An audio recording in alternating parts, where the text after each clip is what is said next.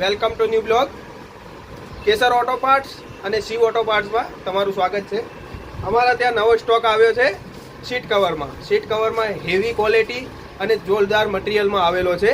ફોર્મવાળા, એ પણ લોંગ રૂટમાં તમને કઈ જાતની કઈ તકલીફ બીજી ના પડે એ ટાઈપમાં નવા ફોર્મવાળા સીટ કવર આવેલા છે.